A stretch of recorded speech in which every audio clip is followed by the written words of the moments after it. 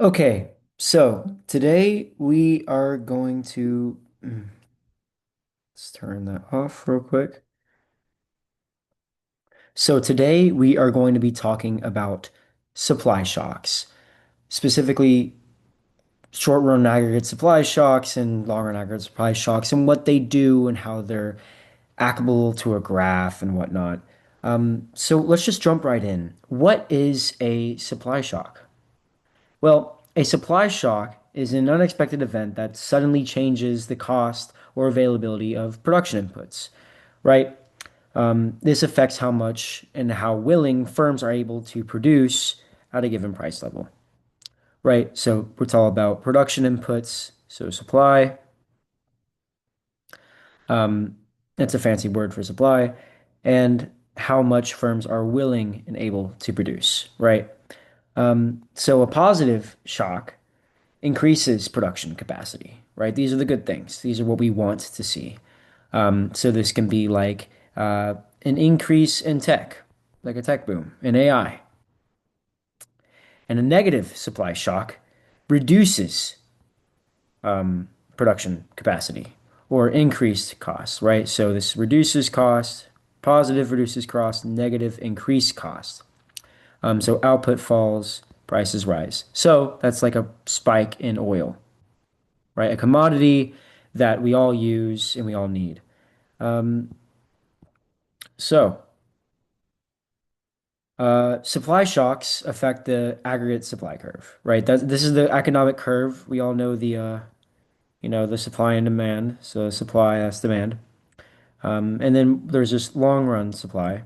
We'll get into that in a sec. But anyway, they affect this curve in the aggregate demand, aggregate supply model, right? So, and they affect the upward sloping supply curve. So there are two types, temporary and permanent. Temporary supply shocks.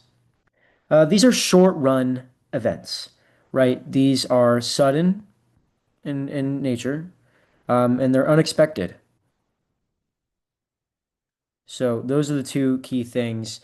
They're sudden and unexpected. Nobody can tell if they're going to come. So these are events that change production costs or output, right, temporarily without altering the long run productive capacity of the economy. So what that means is that you are changing either the price or production, right?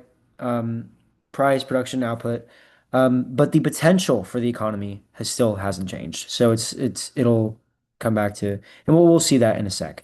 But permanent supply shocks, hello, permanent supply shocks, these change the productive capacity of the economy, right? These are not just the sudden and unexpected ones. These are they can be more expected in nature, right? But these affect the overall supply of the entire economy forever and ever, at least until they're undone, right?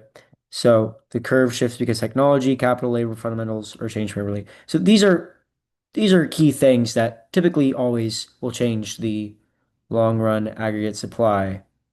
Um, and so like a increase in technology will change it, right? AI changes it, money changes it, or fundamentals of the economy, right? So let's look at temporary short aggregate supply. What happens in the short run that we're looking at here? So the short run effects are the SRAS curve will shift either left or right. And I know that's kind of messy. Bear with me here. And the LRAS and AD remain unchanged, right? Because firms adjust to output prices based on new input costs. And remember, prices are sticky, right? So the negative temporary supply shock, we're going to use oil price spike. So a commodity, oil, goes up, right? What is this going to do to the SRAS curve? Well, short run aggregate supply is going to shift left. And we're going to model that in a sec. But this is because of the higher input costs, and that shifts it left. That is a negative shift. and the price level increases because it's a negative inflation. Output falls, recessionary gap. Um, and on the opposite end, we have a positive temporary supply shock. So it's a temporary, keyword temporary, and this should be temporary, right? Temporary productivity boost. So lower cost, like AI, AI in some firms, temporary productivity boost. I would say it's more permanent, but we'll say, lower costs and the price, right? Price falls, right? These are the effects of it on a theoretical level. And then in the long run, what you have, well, you don't have much. So in the long run, the temporary supply shock, it fades. Keyword. So like in our example of oil, prices normalize. Oil prices go back down. And then productivity returns to normal. So the SRAS shifts back to its original position. So that would look like the curve that was once right here is now shifting back to its original position. So the equilibrium is back. So returns to the natural level, y of output. So this is y equals output, and n would be equal natural on a graph. And this is determined by LRAS, which we will show in a sec. So price level will adjust back to accordingly, though it may settle slightly differently. Yeah, so it can change. It can change a little differently, but overall, right, it'll be the same. So in the new economic equilibrium with this, 80 intersects new, yeah. So the temporary deviation from y of natural, so the output of natural, it was just temporary. It's just a that way, and then it goes back down. It's just a little fluke. And so long run equilibrium returns to normal, where 80 intersects LRAS, y natural, so output, which is really what we're focusing on here, the supply. Output is restored. Got it. So let's look at this, right? So this is your standard SRAS graph. Um, and we'll do oil prices because this is a really common one. So oil prices spike. So first, let's get the labeling. This is price equilibrium, right? PE, and this is YE, output equilibrium. This is output. This is price. Sorry, I'm drawing with my fingers here. This is absolutely horrendous. And so this is SRAS, right? This is the graph right here. And what we want to do is we want this graph to shift reflecting the increase in oil prices. So oil prices, so price of oil goes up, right? Golly. So what is this going to do? It's going to shift the SRAS curve. If I can control this right. It's going to shift the ARS curve back. It's going to do a negative. So this is a negative supply shock. So this is SRAS1. So this is going to shift this back. And what is this going to do? Well, now this is our new price level, right? Let me erase this real quick. And so this is PE. Wow, that is horrendous. Hold on. This is PE. Yeah, it's even better. This is P1. So it's going to de increase our price level, and it's going to decrease our outputs. This is Y1. So output decreased. So why is this? Well, in the short run, you have inflation because you have stagflation is the short run outcome. But when we look at the long run, right, this is long run, what's going to happen is this supply shift is going to fade, right? So what's going to happen is it's going to go back to SRAS, and this is SRAS 2. So in this case, we have prices go back to y of e. So we'll put this y2. And then, sorry, output goes back to y of 2. Prices go back to p of e, which is p2. Because it fades. It sorts itself out and it's no longer a problem long term. Let's look at a positive supply shock, right? So we'll look at the Midwest real quick. Let's give an example. Mild winter, right? Mid, a mild winter. A mild winter, what is this going to do? This is going to decrease energy cost, right? And so if you know, energy cost is a commodity just like oil, right? Just like oil. Energy cost is a commodity, and that's an input price. So this is input price for the whole economy. So this is decreasing energy costs. So what is this going to do? SRAS shifts to the right. Right, this is SRAS 1. Gonna graph this real quick. P1, this is PE. Wow, come on with the E over here. Drawing with my fingers. And then this is YE. Now that is just bad. And this is Y1. So this shifts, this is a positive shift in the SRAS curve. So now prices, prices go down. It means cheaper for everybody, and output increases. So output increases. That means we are able to do more with lower prices. This is seen as a good thing, right? Every Midwesterner loves a mild winter. But this is short because then this temporary boost, it fades. And so what do we get? We get the summer. We have to put on the AC. And so SRAS equilibrium goes back to SRAS2. So the prices go back to P of E, which is P of 2, and Y of E, which is Y of 2. Now, what's between both of these is that it goes back to long run aggregate supply. That's the main trend here. So long run aggregate supply is what we're looking at for both of these uh, because that's the long run stake of supply. It was short, it was temporary, it goes back to long run. And so permanent LRAS. Now, what if that permanent one, what if that shifts?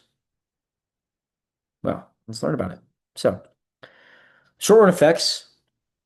Well, if both LRAS, if LRAS is shifted, then both LRAS move in the same direction, right?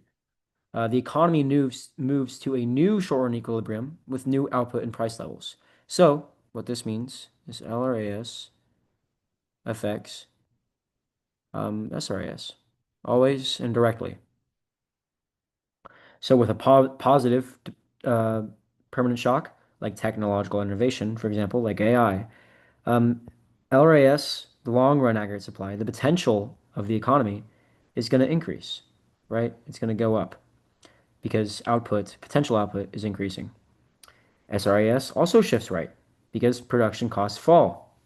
Um, so output increases and price level decreases. So like AI is making things cheaper for everybody. And people are liking that. People are liking that. Labor costs are down and whatnot as a result of it long run. And so innovation breeds cheaper things. It's like if you had the car whenever it first came out, relatively speaking, right? The Model T was really expensive for people. Now you can get a used Toyota for like 2,000 bucks, right? That's what I always think of it like. So negative permanent shock, like a natural disaster destroying capital. So think of Hurricane Katrina. What does this do to the New Orleans economy? Well, potential output decreases. Now, the economy of New Orleans can no longer produce what it was capable of once before the hurricane. Well, now it goes back to normal. Like New Orleans we're coming back, but still, a lot was destroyed. So SRAS also shifts left, higher costs. Um, okay. And in long run speaking, well, this is the long run. So the economy stabilizes at the new production point. So within the graph. it goes this way, well, the economy is going to eventually go this way, because that's long run. Price adjusted new equilibrium expectations realign with the new. So price expectations, output expectations realign with what the new economy's potential is. Oh, hello. So the new economic equilibrium in this case is AD intersects new SRAS, temporary deviation from the new potential output. And the economy settles at the intersection of aggregate demand and long run aggregate supply. Now, let's see this in action because it's a lot easier to visualize, in my opinion, than to just think about it theoretically. Um, so, my goodness, let's look at this. So, let's say technology increases, right? So, tech goes up. This is a long run. This is a huge impact on our economy. This is a potential. This is all about the potential of the economy. So technological advancement goes up. What is this going to do? This is going to shift LRAS to a new equilibrium. So this is YE, and now it's going to Y of 1. And so price here, now we get to determine that. So this means, so for the aggregate supply, right, this would also shift aggregate supply. Oh my goodness. Hello. Let's intersect these things. Let's shift the aggregate supply to LRAS 1, and then this is SRAS 1. So this is the new short run aggregate supply. And it intersects the demand curve because it shifts along the demand curve here. So what this does is that price level, it decreases. And output increases. So overall, this is seen as a good thing. This is new, higher, sustained growth. And then there is no shift back because this is long run. This is the new long run, right? And so this is the new potential of the economy. And then we'll look at a decrease. So let's say Hurricane Katrina, right?